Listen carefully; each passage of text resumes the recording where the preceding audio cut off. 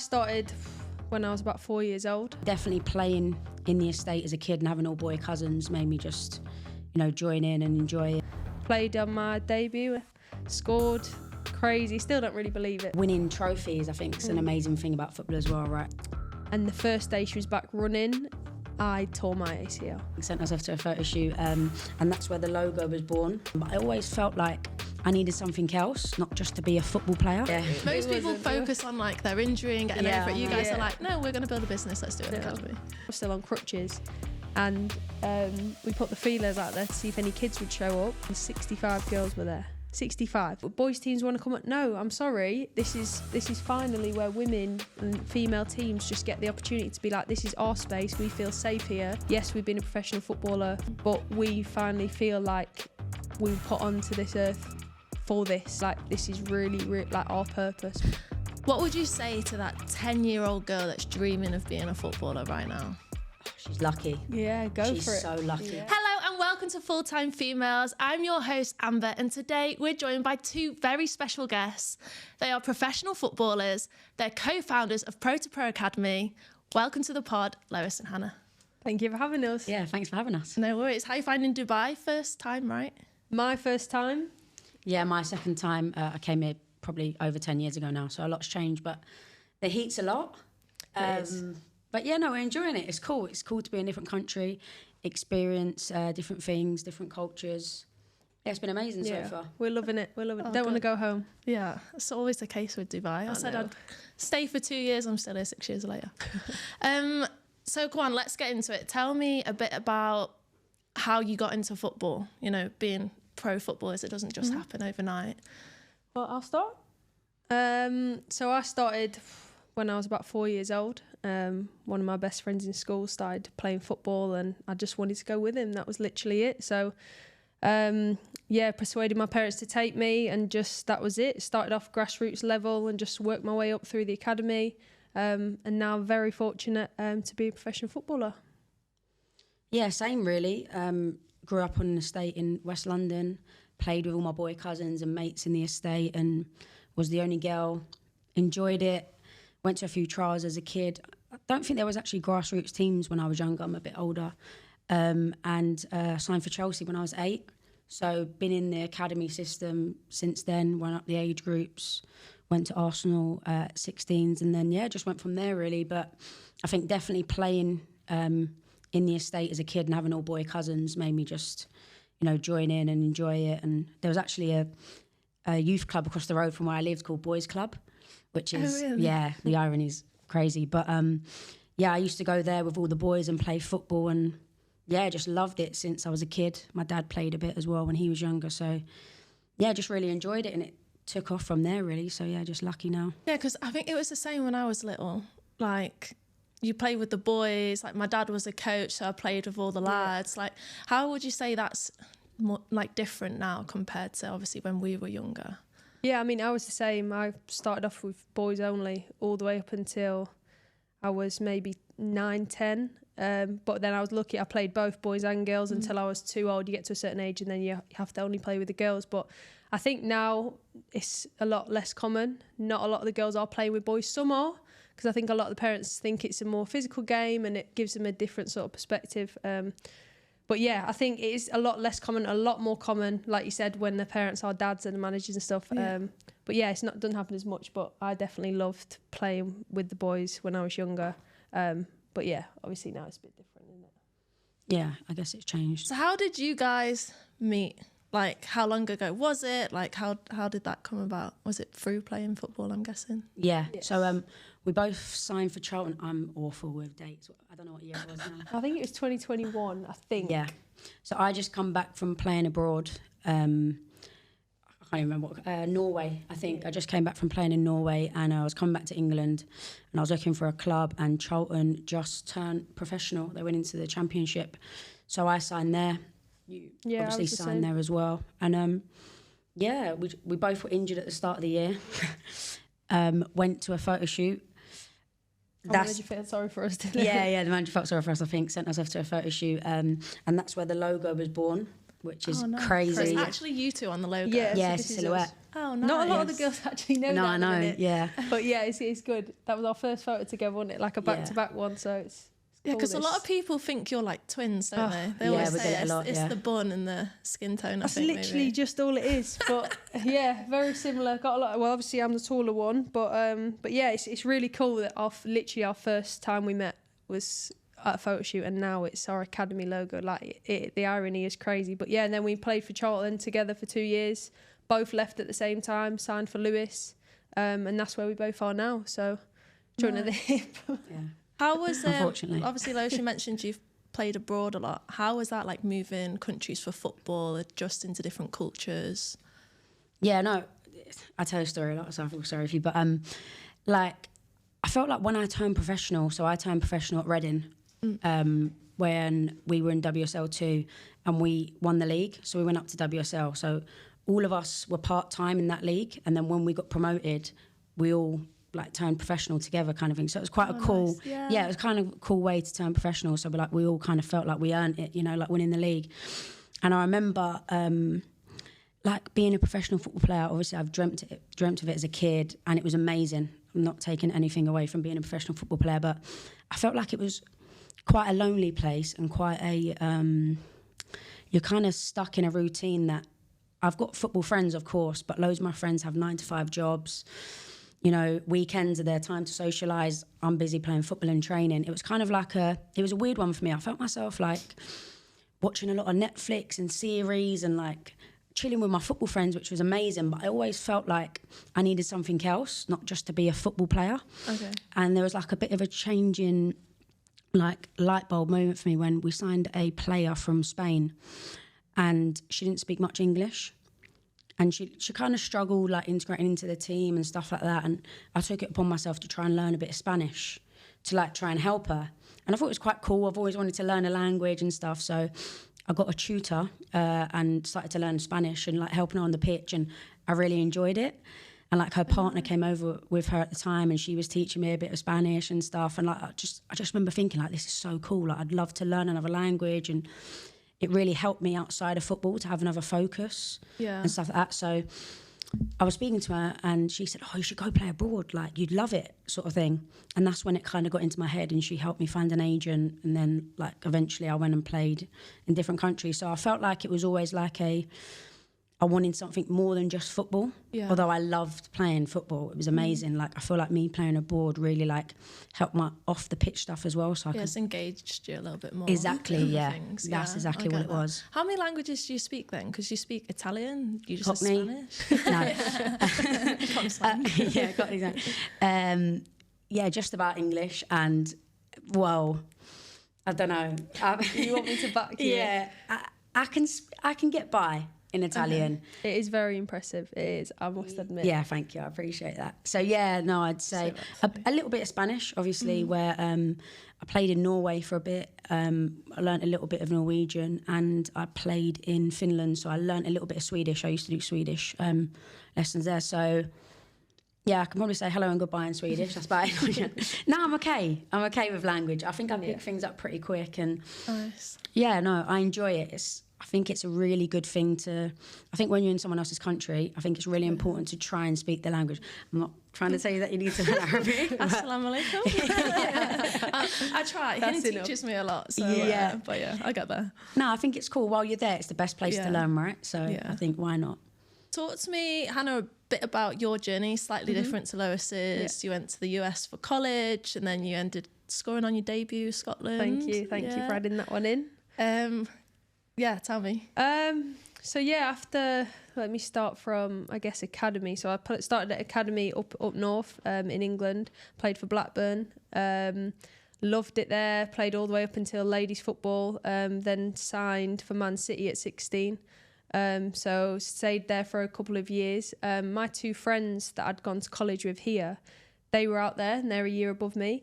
And they were just saying, oh, it's amazing out here, like you have to come out here. And I was just like, no, I'm playing for Man City, like big club, I'm from up north, this is great. And they were like, please, but no interest about going to play abroad or especially America, like so far away.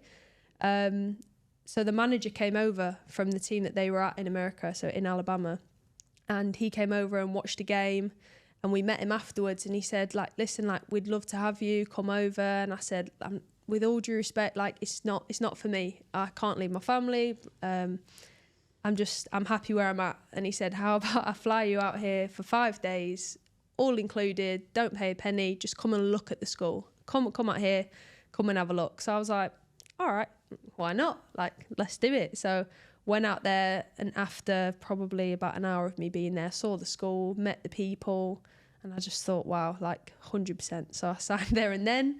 Didn't expect it. Obviously, my family were a bit shocked, but they are so supportive of everything I've done. So moved out there, just thought, listen, I'll give it a go. Worst thing possible that could happen is I come back home. And Man City were really supportive. You've always got a place if you want to come back. So yeah, 5 years later, I was still out there, studied out there, played for a summer league, obviously got a scholarship for the school. Loved it, absolutely loved it. I coached, that's where my coaching journey began. Yeah, it was the best thing by far I've ever done. Is it Alabama you were in? Yeah. How was that? Because I know it's not, they speak English still, Yeah. but it's still very different to the Yes. UK, especially from near where we're from. Yeah, definitely. No, it was very different. But one thing that I always think, especially when we both talk about playing abroad, like Lois was in a team where not many people spoke English, and like it was difficult for you being away and also another language. Whereas for me, like obviously Americans speak the same language, and they were just amazing. Like day one, all the families were trying to take me under their wing, and I was always being invited to their family homes and stuff. So I had a family away from home as well, and I was really fortunate that my family were able to fly out. So I had my family coming out in September, over Christmas. Yeah, they were always out there. So I was really, really, really lucky I could still see them. I would come home for summer, but I was bored at home, so I went straight back out there. But yeah, it was. They made it really easy for me to settle. So yeah, I loved it. Oh, nice. And tell me about your debut for Scotland. Oh yeah, wow, that was crazy. Yeah, so whilst I was out in America, I was playing, but I didn't really believe I could be a pro. I didn't really believe it. I was just like, I'm not good enough. So I was like, I'll just stay out here, do my masters, be like a grad assistant and coach out there. And I was really happy there. And then I had an agent at the time as I was coming to the end of my college career, out there, and he said, I've got you some trials, like, do you want to trial at Birmingham, do you want to trial at Tottenham? And I was like, I might as well just go for it, see what happens. Got offered a contract from Tottenham there and then, so I was like obviously shocked, and I was like, I'll start believing it now. Yeah, of course. I was really shocked, and I'm a massive Chelsea fan, so my stepdad weren't too happy. I know, and it's his fault. Yeah, he's shocking. from down south, so I got a lot of stick growing up. But also a United fan, so roles have reversed. But yeah, it was crazy. My debut for Tottenham was at Stamford Bridge, so like as a Chelsea fan growing up in the stands watching them play, it was wild. But yeah, so that was in July, August, I think. I signed for Tottenham, and then after a couple of games, they started to like get in touch with like, we're going to keep watching you, we're going to keep an eye on you. And then yeah, around October time, I got the phone call, and I was crying. I was a mess. I rang my mum, she was crying, and then we went out to Albania, played on my debut, and yeah, I didn't even expect to start, but I got the call up right before the game. So yeah, scored. Crazy. Still don't really believe it, but it was definitely one of the proudest and best moments of my career so far. Oh, nice. Especially for my mum. Yeah, cute. Yeah, I bet. Yeah, no, if you heard her mum speak, she's the most Scottish woman. Oh, you've really? Yeah. You can't understand a word she says. But she is just, she's the best. She was over the moon. Over the moon. Where in Scotland is she from? Glasgow. Yeah, I was going to say just outside of Glasgow, basically Glasgow. No, my brother used to live in Arbroath, it's like proper north. Oh, okay. I'm like, are you speak another language? Oh, I don't yeah. understand. You have to translate for you sometimes. Yeah. I just nod. Yeah, he's this way. Yeah. Well, how would you played for Ireland as well, right? Yeah. So how would you say like national football is different to obviously Prem's, different mindset? Do you have to change a little bit, or like your headspace, or? Yeah, I think that the camps. So when you play an international game, you rarely just play one game. It's like 2 or 3. They're quite intense. I feel like you're away from home most of the time. I was young as well. I played like under 17s and under 19s, where I was proper young, travelling without my parents and stuff. And yeah, I feel like when you're playing international football, it's a lot more intense, I think, and countries that, like, at that age you probably haven't heard of, like, obviously I've heard of them, but like Slovenia and things like that, you think, we'll beat these. And there's no easy games in international. Obviously, everyone ups their game. You're playing for your country, you're representing your country. Like, you just have that extra 20%. And I just think, and it kind of was always for like a Euro qualifiers or something. Like, games kind of meant a lot more.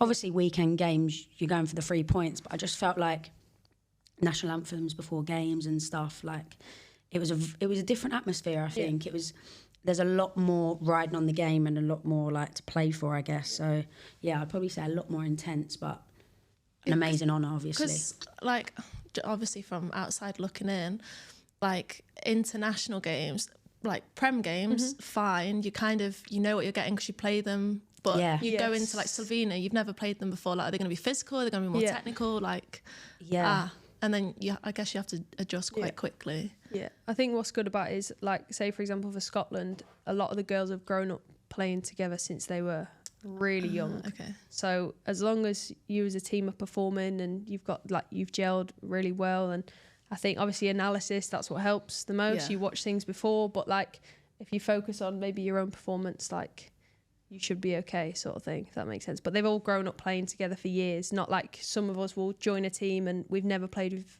them ever. So do you know what I mean? It's, you know each other's strengths. You just kind of fit in, don't you? Yes. Yeah, that's an interesting one, actually. Because same with the Island girls, they all, even now, they've all played together. Like some of the girls that are still in the team now have all been throughout all the age groups. But it's good. It's a challenge. It was really good at the time. Oh, nice. And what you said, obviously you're quite proud of playing for Scotland and scoring on your debut, but what would you say is like your proudest moment so far in professional football on the pitch?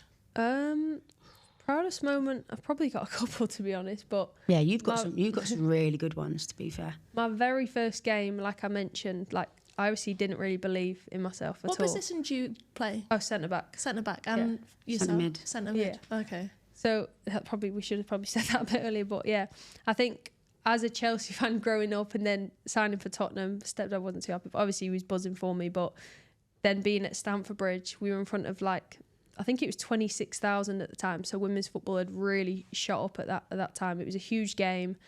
It was our Tottenham's first time in the WSL, first year. So we played really well together. Like, it was just incredible. Like, walking out and my family being in the stands where we always were, like, growing up. So that would probably be up there. Obviously, Scotland debut.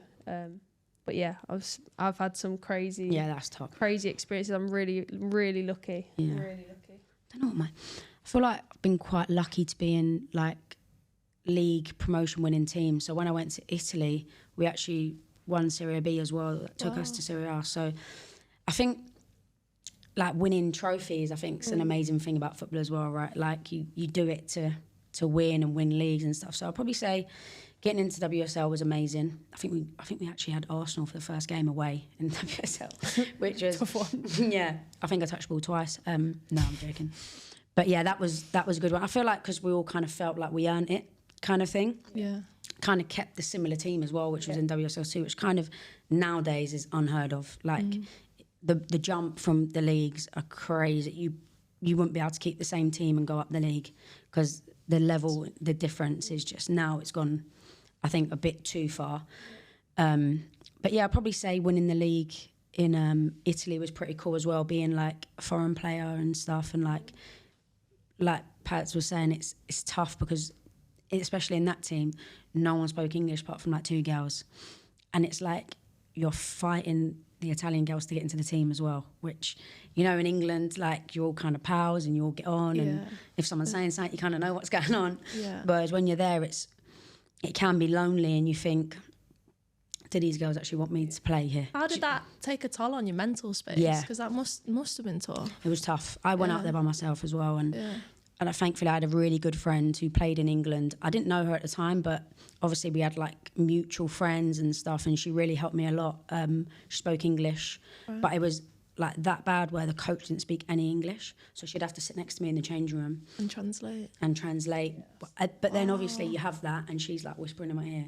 Then you've got the other girls probably thinking like, she's saying. That's like putting me off. You know, Yeah. it was tough. It was really tough to navigate the first couple of months. But I think once I found my feet, and you've got to gain their respect. You know, you've got to show your worth on the pitch, I guess. And also me trying to learn the language, I feel like they respected me quite a lot for that because Brits, we've got a bad name. Yeah. Let's be honest. Yeah, you guys didn't help me out. But no, I tried to learn it as best I could. And do you know what? By the end of it, they'd take the mick out of me for when I was trying to, you know, like my pronunciation was all over the place coming from London. But I've worked on that. But yeah, when they started having a laugh with me and I was in the tee, it was amazing because it was like, you've cracked it kind of thing and you've got their respect and like, got invited to like team nights out and, you know, stuff like that. So, but 100% the first couple of months were really tough, really tough. People don't realise you're by yourself. You have no one, no family, no friends, no. Yeah, that is. But yeah, no, I'm glad I stuck it out because there was days where I thought, I can't do this. Like, but yeah, no, in the end, it all worked out. I think we've both spoken about like our proudest moments, like from when we were like deep into our playing career, whereas like now we would probably both say one of the proudest moments is we recently had our academy girls as mascots. So like having them down to our games and like walking out with them, like I'm a bit of an emotional wreck, but when I came out of the changing room and they were all just lined up like ready to go out, like I had a lump in my throat. I was like, oh my goodness. Oh, and that is so nice. Because I remember I was in Crew Alexandra Academy. Yeah. And I remember going out with the pros and like, holding their hand. Honestly. Yeah, so being on the other side of that. And our especially wearing our kits and like just coming out with us, just so excited. Like it gives us, the reason we play now is completely different, and our mindset and our values and stuff and why we do what we do is completely changed. Like everything we do is for our girls. I'm sure we'll get onto it soon, but in terms of like the proudest moment, that wins by a country mile. That's why I was kind of struggling to say one, because nowadays, like nothing, my playing career, like the proudest thing and the proudest thing about football and obviously our careers have led to it is our academy and our girls, like, because you feel like you're giving back as well, and then on it, like that's obviously what we're trying to do now and like build the academy side here. Yeah, but it does feel nice when you're giving back and giving girls obviously the opportunity. Of course. Let's move on to Pro2Pro then. How has that come about? It's obviously evolved a lot, which we'll get onto. Yeah. But you were both injured with ACL, right? Yeah. And you met on the photo shoot. You decided, let's make an academy. Surely that wasn't overnight. That's insane. No, most people focus on like their injury and getting over it. You guys are like, no, we're going to build a business. Let's do an academy. I think it was ironic that year because obviously ACLs is rife. Unfortunately, it's the worst. Is probably one of the worst injuries in football and career women's football especially as well. Yeah, of course. Yeah, I've seen that they're doing obviously now more research into obviously women if they're on their period, they're more prone to ACL injuries and like there's loads of stuff. Yeah, but it's still terrible, isn't it? There's not really any answers. Like it's actually crazy, but we had 5 in the space of a year in our team, and every player's was different. So whether it was menstrual cycle, whether it was the pitch, whether it was the boots they were wearing, training, games, all of our ACLs were different stories in the same team. So it was crazy. So we're still trying to work that one out. But unfortunately, Lois did hers 2022 in April at the end of the season. 2 games before the end, so had a really tough time. I'll let you tell the story later, but a really tough time with her rehab. Obviously relied on people like me to help her. Didn't have any external help from people, so it's come to the end of the season now. So over the summer, didn't have any support. It was really tough, and I was obviously there for her, helping her as much as I could. I'm not a physio, but I can fill up an ice machine. I can get her a drink, stuff like that. And we went through the whole thing together. And the first day she was back running, I tore my ACL. So the timing was crazy. So she started running again and off mine went. So it was awful. I'll never forget it. It was just, so then it was like, you were still, like, I know you just started running, but she's still going through a lot of rehab and not playing and stuff. So it was really difficult. Like, when you start running, people must think, oh, you're nearly there. But that's like running in a straight line. You learn how to run like again, 20 metres. It's not, oh, let's go for a couple of laps around the pitch kind of thing. That's like, it's literally learning how to run again, like the mechanics. And It's baby building steps, isn't it? muscle as Yeah. well. Oh 'cause yeah, surely yeah. one leg's Crazy. going to be bigger than the other because the Oh, others yeah. won't deteriorate because you've been exactly resting. hilarious. Like, Oh gosh. honestly, as soon as you come back out of surgery, so like you wake up, you look at your legs, it's ridiculous. Your calf's gone, your quad's gone. You can't tense your quad because obviously your knee is just a balloon. Like you can't even engage your quad muscle at all. So it's just, I mean, you laugh at it now, obviously, because we're through the other end, but it's, when you think about it, it's such a crazy, crazy injury that unfortunately we've got friends and people we played with and played against like going for it now still. And I mean, hopefully more stuff and more research comes out where they can find the answers. But yeah, no, it's tough. It's really tough. But I think I started coaching, didn't I? So I did mine, how many months before you? You did yours in April and I did mine in September. Yeah, so I needed, well, I kind of fell into a coaching role. We was at Charlton. So the under-16s, I kind of started coaching with them. I feel like it was a good idea, a nice like transition, you know, a first team player coaching the under-16 girls. Like it was good. That really enjoyed it. The girls were amazing. They took to me, I took to them. You know, I felt like it was like a really good, I don't know, having the first team player and a female as well, because when I went down to it, it was all male coaches as well, which we hear and see a lot of as well, like nowadays. And yeah, I really enjoyed it.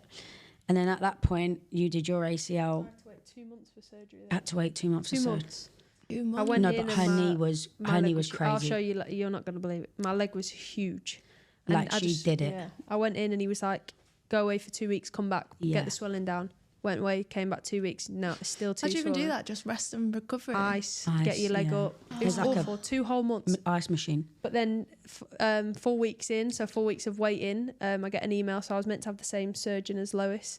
And I got an email to say I'm going on, what was it called when you go on like, not annual leave or something. He was on. He was travelling or something like that. He was travelling for like a month. So he was like, I can't do your surgery. So I was like, you've sent me away for 4 weeks. And now I've come back to you and now you're not working for 4 weeks. So I had to change surgeons and he said, you shouldn't be waiting this long. Let me get you in now. So he got me in. So I had to wait till November, didn't I? But then we actually was speaking about Pro2Pro in between that 2 months. And we were just chatting, weren't we? I'd done coaching in America, you'd coached for Charlton. Yeah, and then I'd all done a of a bit when I was sudden- younger and stuff Yeah. at Arsenal and that. And then we put the feelers out there just for a bit of a laugh, like, let's see if we get any girls there. And this was, our first session was supposed to be the first week of December. So I was right after surgery, I was still on crutches. And we put the feelers out there to see if any kids would show up. And the first session we went down, funny story about the pitch, I'll tell you in a minute, but we went down to the session and 65 girls were there. 65. yeah, Wow. After like 2-3 weeks I was of looking at you promoting thinking, it. we've got one bag of balls. We've Yeah, got a we couple of started cones. laughing like, oh, we're going to have to carry on now. 65 on the first day. That's so good. Wild. It was, Yeah. yeah. We looked at each other and thought, I ain't even got a whistle here. Yeah, literally. Hello. Yeah. girls, come here. And- All the parents Oh, watching it was- outside. yeah. But it was class. Like, we loved it and they loved it, obviously. And then the next week it turned into 80.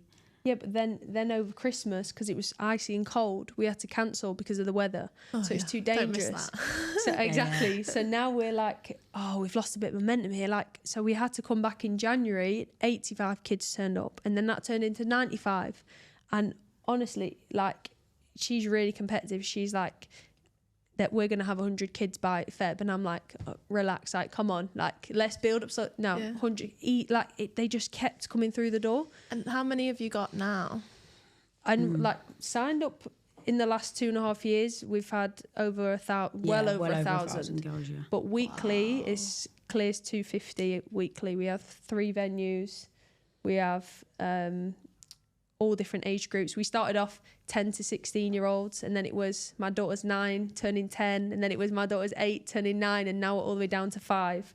So we've got 5-year-olds up to Cheeky 18-year-olds. 5-year-olds, very cheeky. They're naughty. They're just Yeah. finding their personalities. Yes. Aren't they? I love They them. push their look though, don't I they? love them. But they're wicked. Yeah. But we've just what makes us different and special is all the coaches are female professional footballers, which is Wow. really nice Yeah, that's because it's different. so different. Yeah, so it's tough for us because obviously finding coaches who can Commit. stay and Yeah. commit, because they might transfer to a team, they might get Or their injured. schedules, Yeah. or they get injuries. You know, Yeah. that's happened a lot. Like, some of our coaches have actually done the ACL injuries as well, done ACLs, and we kind of wanted to help them as well through their rehab, because the academy helped us so much. Yeah. Like for our rehab, it gave us a different purpose. Yeah. Like in football, I think you lose your identity when you're injured.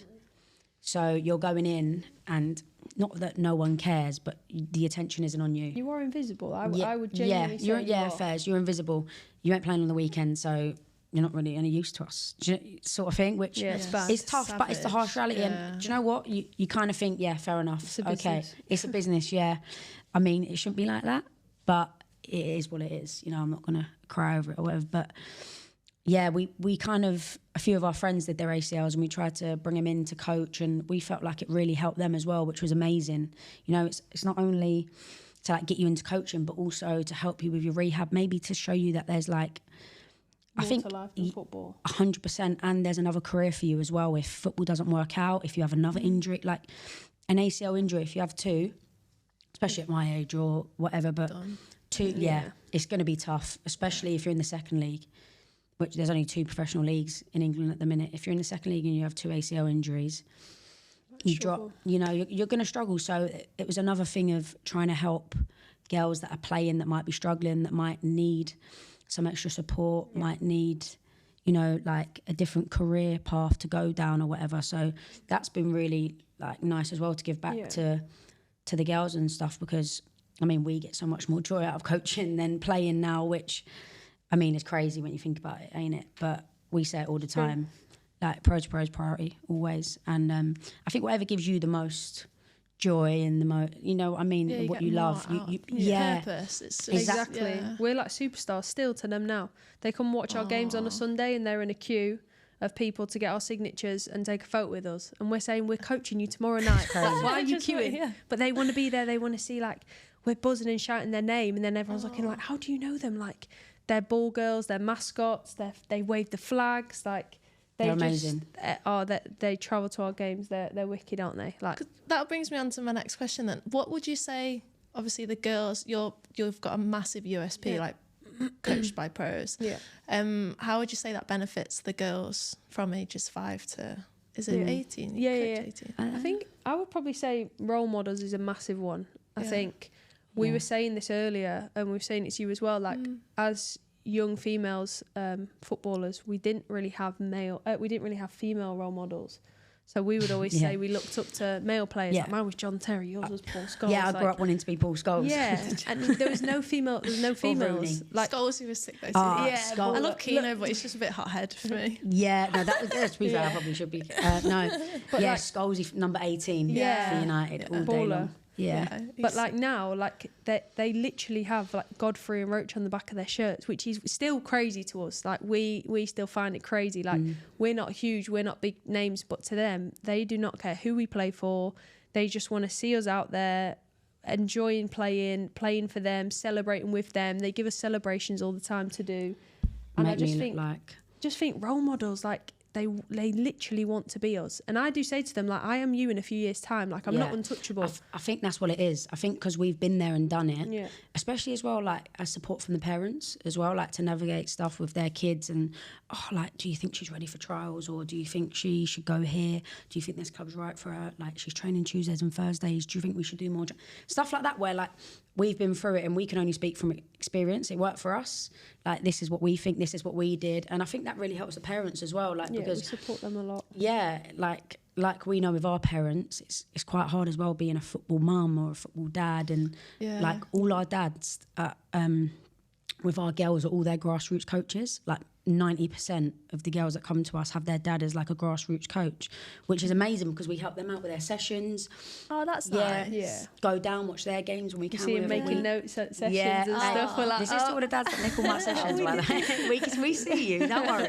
No, but yeah, like stuff like that where, honestly, in whatever way we can help and we have any experience or advice or support or guide, we do it because we know how hard it is. And like anything they want, we try our best to help. And if we haven't got the answer, 9 times out of 10, hopefully we can put them in contact with someone that does. Yeah, we can find it. Yeah. So how would you say the game is improved since obviously we were grassroots? Because there's a lot of change now in women's football. How would you say it's improved? Like whether that's, I don't know, facilities or coaches or? I feel like there's a lot more opportunity. Yeah. I think that's one thing we wanted to, I mean, improved 100%, but not improved enough for... Yeah, a long way to go. There's a really long way to go, but it's going in the right direction for sure. I think opportunities, there's a lot more opportunities, a lot more grassroots teams in areas now. There's so many grassroots teams in the area that we like operate in and stuff, but I do think there's still like a massive demand for female coaches and huge in the game, and just like for the girls, the dads always say to us, they react so much better to you guys. I think just hearing it from a woman is different, and they don't like the way we approach them, and it's just so different, right? As a female, you can probably get away with shouting at kids because it just comes across different. Yeah. Whereas a man, I feel like they don't take it as well. So I think females in the game, coaching 100%, ex-pros and pros as well, I think is just amazing because, like you said, the role model aspect and stuff. But I think we've got a long way to go. Like, we're still seeing girls in boys' kits. Or in schools that still aren't letting their girls play. Yeah, we get that a lot. That still happens, which I find crazy. Still now. Still I remember now. when it was PE, GCSEs, obviously it's mixed groups. Yeah. And I chose football as one of my topics, was not allowed to play with the lads. And I was like, but how are you going to mark me if I can't? And half the lads I was better than. Yeah, still wasn't allowed. Yeah. I can't believe that still happens. No, That's it still crazy. happens. Yeah, I wasn't allowed to play either. Some of our girls ain't got a team because, the boys train and the girls train at the same time on the Astro. The boys have a coach, the girls have like a teacher who just pops by after. Well, they're just shafted over to the corner. Yeah, it's a full 11-a-side Astro. The boys are playing like 11v11 and the girls are literally on the corner flag. It's terrible. And we're like, or when what? they're training, the boys are on kicking balls around, but when the boys are training, no. And that still happens to this day. Well, this is why, our dream goal, we want a facility. We want just a girls only, female only, just purely to have, because we try and drive like female empowerment, like you girls are at the front, like Pro2Pro isn't for boys. This is just for you. And they love that aspect. They love that they feel like bosses, like the boys will come on. No, they know they're off. Like they're brothers. brothers, It's like, what? And they know. And they love that aspect. So for us to have that where, no, boys teams want to come on. No, I'm sorry. This is finally where women and female teams just get the opportunity to be like, this is our space. We feel safe here. We're not going to feel like someone coming across and making a comment or looking over or feeling like they should be on the pitch. Like, this is just like changes we're trying to make, and like we're just trying to break down barriers. Like, that's all we're trying to do. What advice would you give to a young female now if they're wanting to build something like you've done or even get into sports?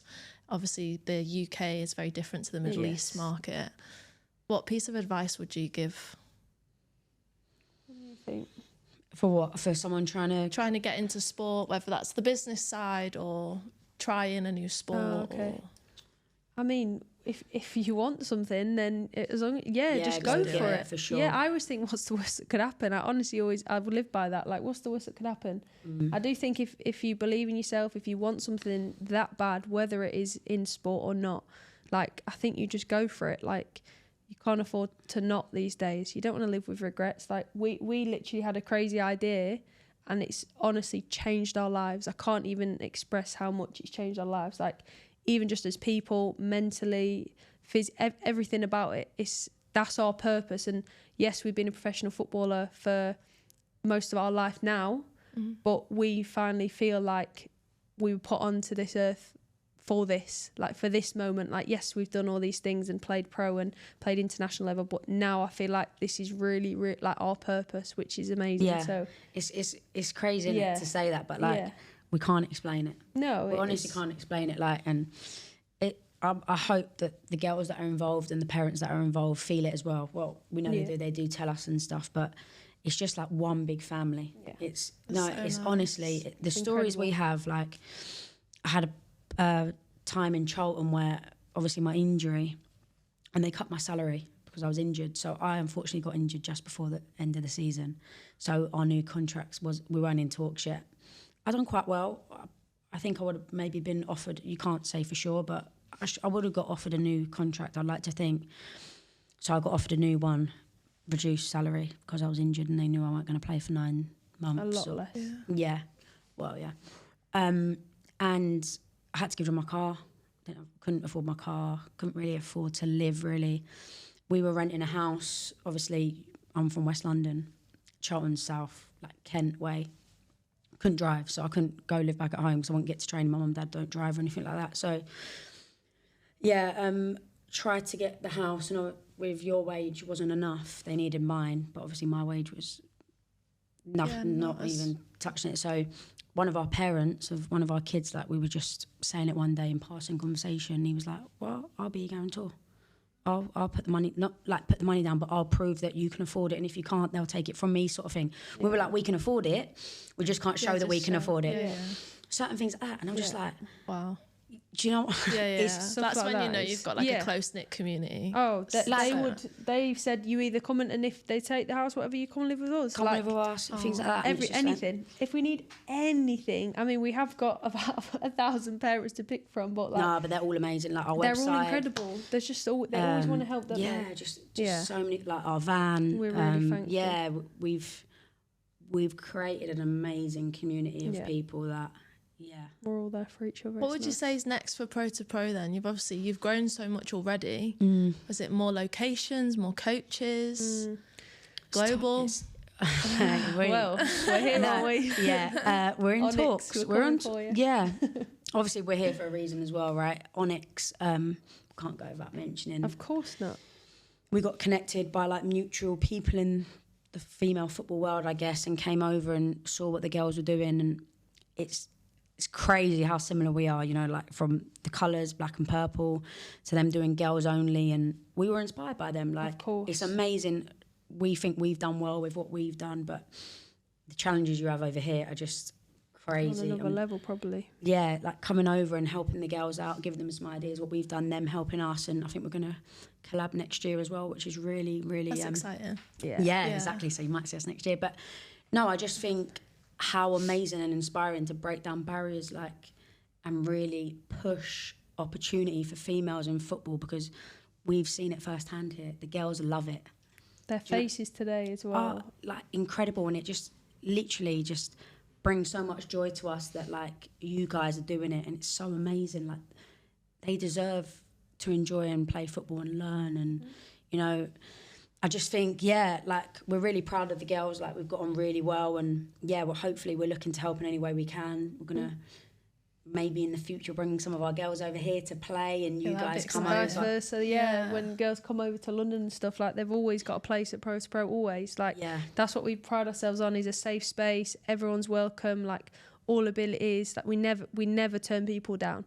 You come down, you got a try session. If it's for you, great. If it's not, we also understand. But they do tend to stay, don't they? It's a great place for them, a safe environment, and what the girls are doing here is also incredible. So amazing. We're buzzing to be a part of it. I think as well with females, what we've learned quite a lot of, like, female-only businesses and stuff, they're very supportive of each other. Yeah. You know, like, female to female, like, in business, it's crazy. Like, the support and love we get from other females that have got their own businesses and stuff, like, people just want to help. And, like, we feel the same. It's amazing, like, to get the support of you guys, for us to give our support, and, like, really, like, we want you lot to do well. You want us to do well, and it's actually genuine. I think as well, like, a lot, especially in Dubai, the mindset shift within business, like, everyone wants to help everyone. There's enough of the pie for everyone to have. Sometimes in the UK, I found, not football, like, just business-wise, 100% football like, as well. they're a bit catty, like, no, you'll copy me. But it's like, there's enough people out there to, do you know what I mean? What we say as well, like, there's other girls and players that have done an academy and will do in the future from maybe the success of ours or seeing ours, which is amazing, because what that does is that gives even more opportunities to girls to play football, and we don't hold anything, like, we're promoting it. Do it. It's amazing. It's changed our lives. It's changed so many girls' lives in South London and Kent. Please give them more opportunity, because as you can see from us, the girls benefit so much. They love it, and why not? Like, and if we could be a small part of that happening, even better. Do you know what I mean? Like, it's never anything. Everything we do, the girls are at the forefront. Always. And that's what we want. And if we can even help the slightest, that's amazing. It's only going to improve and increase the opportunities for girls in football, which is what we want, really. That's so good. Like, finally, just last couple of questions and I'll wrap it up. But What would you say to that 10-year-old girl that's dreaming of being a footballer right now? Oh, she's lucky. Yeah, go for it. She's so lucky because I feel like every generation says, I'd love to be, you know, like I'd love to be you. Because sitting here now, I would love to be a 10-year-old. Like, women's football is only going to get bigger and better. Like, I signed pro at 21. I don't know, when did you sign pro? Yeah, 21. These girls now sign pro at 16. So that's 5 extra years of being a professional footballer. Like, how amazing is that? More They've opportunity. got role models to look up to. They've got how many teams now that are professional, you know. Like, when I was growing up, Man United wasn't a professional team when I was in WSL, and that's my team, right? So obviously I grew up wanting to play for Man United men at Old Trafford. But you still do? Yeah, I still do. Yeah, please get me in a charity game or something. But yeah, no, that's what I mean. Like, they've got that to look up to, and like you can dream now, you know. And I would love to be 10 again. Well, maybe not now, but now I've got the academy. But like as a young pro or whatever now, it's just. And hopefully we're helping that as well. Like we're helping create the opportunities for the girls. But mine would just be enjoy what you're doing, have 100%. fun. Yeah. Like, too many things are happening now. Like, our girls aren't happy in certain teams and they're not playing. And I'm like, you're too young to be having these problems. You should be going on that pitch with no care in the world, running after that ball, playing with your friends, enjoying scoring goals, celebrating, like, that raw feeling of just enjoying football that only happens when you're, I think, when you're younger, because you've got nothing else to think about. And it doesn't matter what position you're playing, try it all. Have fun. Have fun. That's the main thing. You're not happy somewhere, move on. Like, but just be in the right place, be in the right environment for you. Otherwise, if you start to not enjoy it like so young, then that's your whole experience ruined. So just have fun. That's it. Enjoy yourself. And then finally, you're talking to your 15-year-old self now. What piece of advice would you give? Get in the gym. Start your life. Get running. My 50-year-old self, or tackle. Like I said, was I didn't really believe I could be a pro. Like, I honestly didn't, even all the way up until I was at college at 20 years old. Like, I just didn't. I thought, I'm not good enough. Like, there's no way. Like, I just didn't have that confidence in myself. Whereas now, like, confidence can get you so far. Like, believe in yourself. Like, if you want something, like, just go for it. Like, put your absolute all into it, no matter what it is. Give your all, and you'll get there. Like, there's no reason, nothing should stop you. Yeah, and the blueprint's there now. There's so many like players and girls that have done it, but yeah, I think that's probably the age where you need to try and take it a bit serious and do. Now everyone does the extras. We have so many things for like one-to-one sessions, and like our session is just an extra session outside of their training schedule. So I think play as much football as you can. Yeah, I don't think it's ever enough. I think that's a lot of common ones that we get from parents is, I think she's doing a bit too much or stuff like this. I think if they're enjoying it, let them do it. Yeah, I played I was out in the estate. I try to say to you, my mum couldn't get me in. Like, I was out there back from school, out there, shouting off the balcony, I'm not coming up, 10 more minutes. You know, like, just wanted to play football every day, every minute of the day. And I think that's the only way you get better, is just keep playing, every night. Like, the girls that we have at our academy that go to other places and play, you can see the difference. I think, just play as much as you can, enjoy it for as long as you can, because it gets serious. It's stressful. It gets serious and stressful, but if you can find enjoyment in it, just keep pushing. Just enjoy your football. Thank you so much for coming on. If you don't know, go check out Pro2ProAcademy.com and your Instagram. At Pro2Pro Academy. At Pro2Pro Academy. Go check them out if you're in the UK, and who knows, you might see them here soon.